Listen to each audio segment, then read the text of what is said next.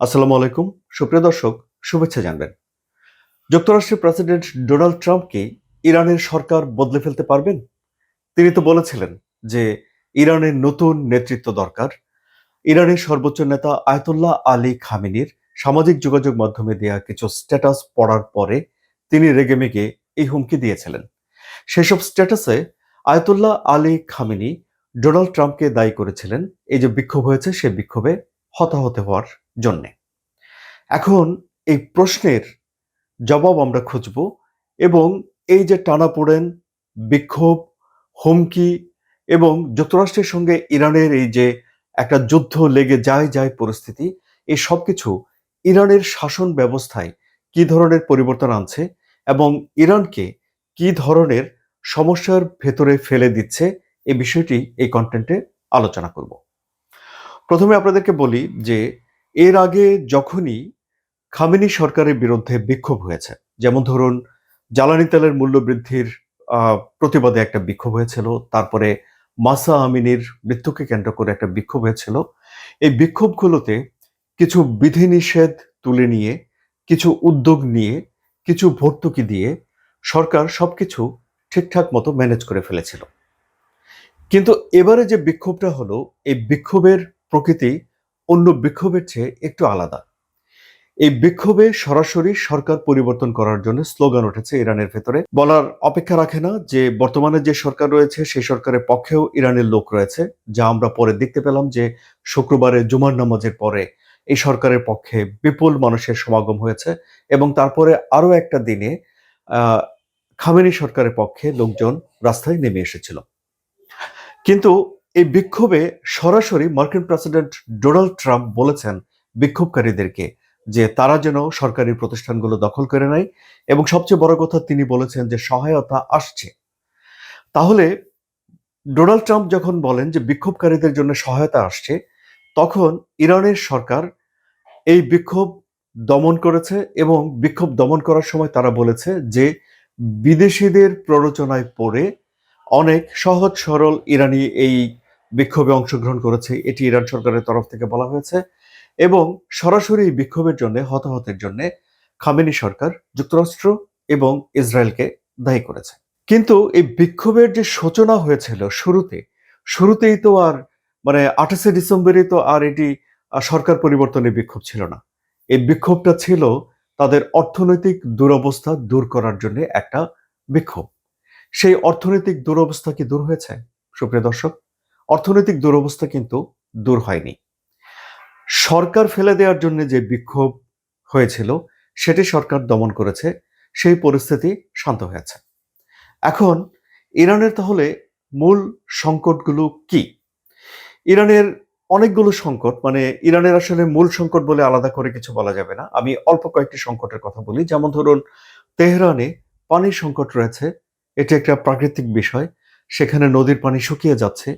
ফলে পানি ধরে রাখা, পানির সরবরাহ কমে যাচ্ছে। এটি একটা পানির কষ্ট রয়েছে। বিদ্যুতের কষ্ট রয়েছে এবং ডলারের তুলনায় সে দেশের মুদ্রার মান রিয়েলের দাম অনেক কম। ফলে আমদানি করতে হয় যেসব পণ্য, সেগুলো পণ্যের দাম আকাশ ছোঁয়া এবং এর একটা বাজারের প্রভাব রয়েছে। এই হলো মোটামুটিভাবে সাধারণ মানুষ ভোগান্তিতে পড়তে পারে এরকম সমস্যাগুলো।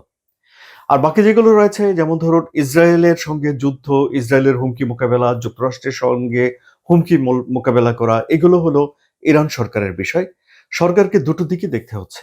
একটা হলো আন্তর্জাতিক চাপ, আরেকটা হলো ভেতরে মানুষকে ভালো রাখা, মানুষের সাপোর্ট ধরে রাখা, মানুষ যেন বিক্ষুব্ধ হয়ে না ওঠে সেদিকে লক্ষ্য রাখা। কাজেই দুই ধরনের বিষয়কে সমান মনোযোগ দিয়ে দেখতে হচ্ছে ইরানের বর্তমানে এই সরকারকে। এখন অর্থনৈতিক পরিস্থিতি যদি ভালো করতে হয় তাহলে ইরানকে কি করতে হবে? ইরান গরিব দেশ মোটেও নয়, কারণ ইরানের প্রচুর পরিমাণে তেল রয়েছে, ইরানের প্রাকৃতিক সম্পদ রয়েছে। কিন্তু মুশকিল হলো যে ইরানের এসব প্রাকৃতিক সম্পদ রপ্তানির উপরে যুক্তরাষ্ট্র এবং পশ্চিমা বিশ্বের নিষেধাজ্ঞা রয়েছে। ফলে ওপেন মার্কেটে প্রতিযোগিতামূলক বাজারে ইরান বিপুল পরিমাণে তেল তুলে বিক্রি করতে পারে না এবং তার দেশের মানুষকে আরেকটু ভালো লাইফস্টাইল দিতে পারে না।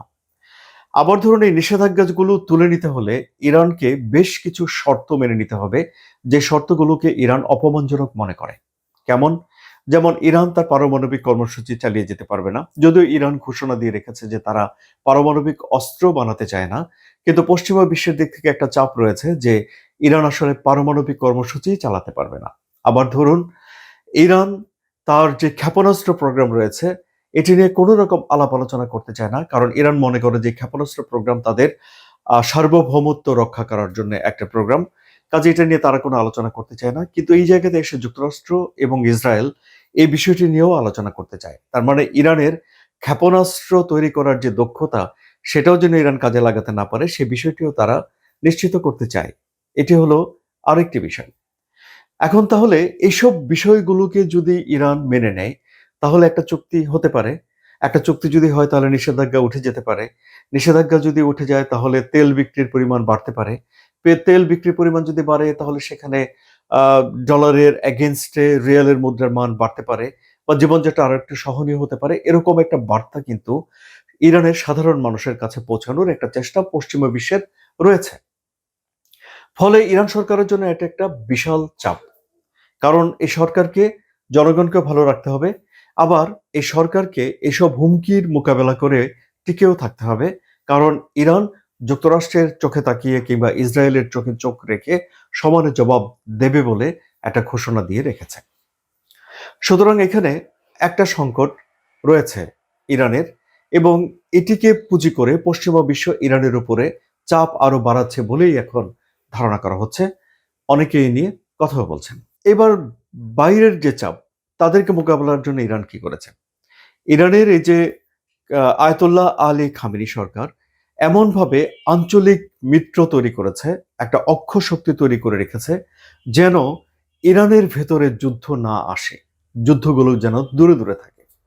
যেমন ধরুন আপনার ওদিকে ইসরায়েলের পাশেই আহ, ফিলিস্তিনে হামাস, তারপর হিজবুল্লাহ, তারপর হুতি, তারপর সিরিয়াতেও ইরানের ব্যাপক প্রভাব ছিল। কিন্তু ইসরায়েল এই জায়গাগুলোতে আক্রমণ করে করে এই অক্ষশক্তিকে অনেকখানি দুর্বল করেছে। ফলে ধরুন আপনার বাইরে থেকে চাপ তৈরি করে সামরিক একটা হামলার হুমকিও দিয়ে রেখেছে যুক্তরাষ্ট্র।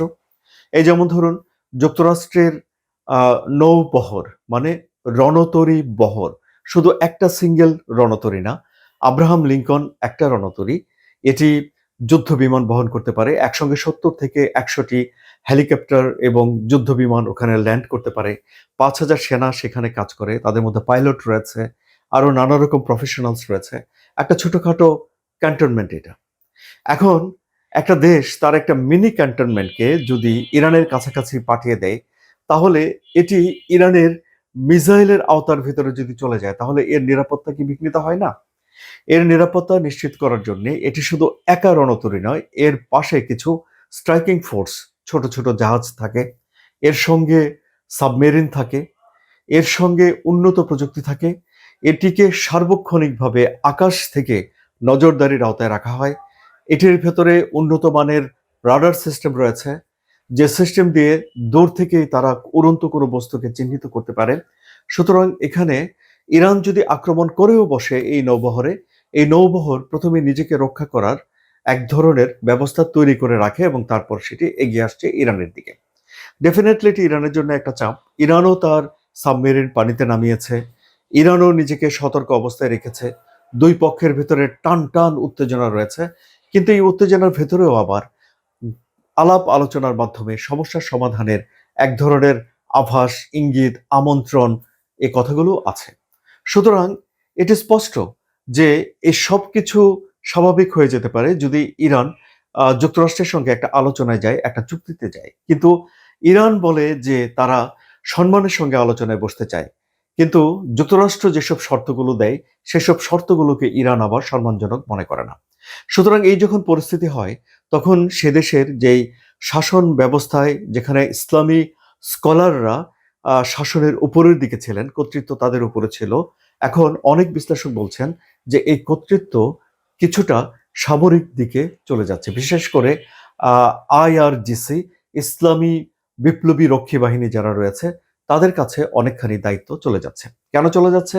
কারণ হলো যে এই যে রক্ষী বাহিনী, এই বাহিনীর দায়িত্বই হলো এই সরকারকে টিকিয়ে রাখা, অর্থাৎ ইসলামী বিপ্লবের মাধ্যমে যে সরকার গঠন হয়েছিল সেই সরকারকে টিকিয়ে রাখার জন্যই এরা কাজ করে। এবং এই যে প্রচলিত যেই সেনাবাহিনী, নৌবাহিনী, বিমান বাহিনী, যে সশস্ত্র বাহিনী বিভিন্ন দেশে থাকে, সে ধরনের সশস্ত্র বাহিনীগুলো ইরানেরও রয়েছে। কিন্তু সেসব সশস্ত্র বাহিনীর বাইরে গিয়ে বিশেষ এই অ্যাসাইনমেন্ট পালন করে এই আইআরজিসি। সুতরাং আইআরজিসির তো কর্তৃত্ব এখানে বাড়বে। আবার ধরুন আয়াতুল্লাহ আলী খামেনি, তিনি আইআরজিসিরও সর্বাধিনায়ক, তিনি এই সশস্ত্র বাহিনীরও সর্বাধিনায়ক, এবং বেছে বেছে তিনি তার বিশ্বস্ত লোকদেরকে দিয়ে তার এই সামরিক বাহিনী তিনি সাজিয়েছেন। এবং আমি একটা পত্রিকাতে দেখলাম যেখানে বলা হয়েছে যে ইরানের সর্বোচ্চ নেতা আয়াতুল্লাহ আলী খামেনি এখন একটা ভূগর্ভস্থ নিরাপদ একটা জায়গায় গেছেন। খুবই স্বাভাবিক।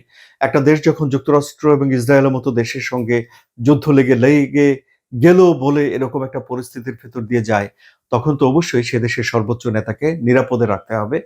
এবং এটি স্বাভাবিক যে তিনি যেখানে নিরাপদ মনে করবেন সেই জায়গাতে যাবেন। এটা ঠিক নিজেকে সরিয়ে নেওয়া নয়, এটা হলো সতর্কতা অবলম্বন করা। ফলে দেখা যাচ্ছে যে এই সরকারকে একটা বাইরের আক্রমণ থেকে বাঁচার জন্যে একটা সতর্ক অবস্থাও তৈরি করতে হচ্ছে। যে সতর্কতা, যে নিরাপত্তার জন্যে এই সরকারকে সে দেশের সশস্ত্র বাহিনীর উপরে বা এই যে ইসলামী বিপ্লবী রক্ষী বাহিনীর উপরে নির্ভর করতে হচ্ছে। ফলে সরকার পরিচালনায় তাদের তো গুরুত্ব বাড়ছেই।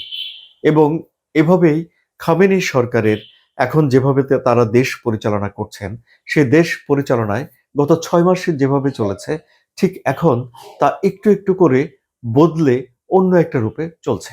কিন্তু আবার দেখুন, এত কিছু করার পরেও কিন্তু যুক্তরাষ্ট্র এবং তার পশ্চিমা বন্ধুরা মিলে কিন্তু এই খামেনি সরকারের পতন নিশ্চিত করতে পারেনি।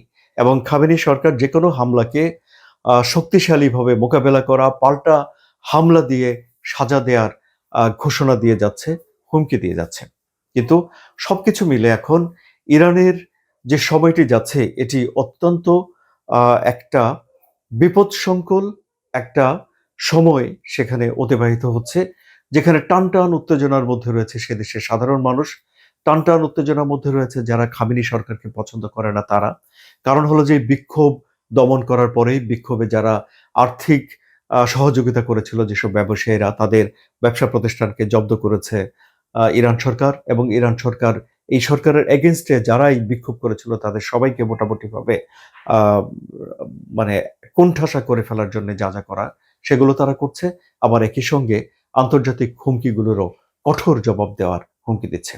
ফলে ইরান এখন একটা রাজনৈতিক, সামরিক একটা সন্ধিক্ষণ, শব্দটা কি বলা যায়, নাকি বলবো আমরা যে একটা চাপের মুখে দৃঢ় প্রতিরোধ গড়ে তোলার সংকল্প নিয়ে টানটান উত্তেজনার একটা সরকার, একটা সময় ইরান পার করছে।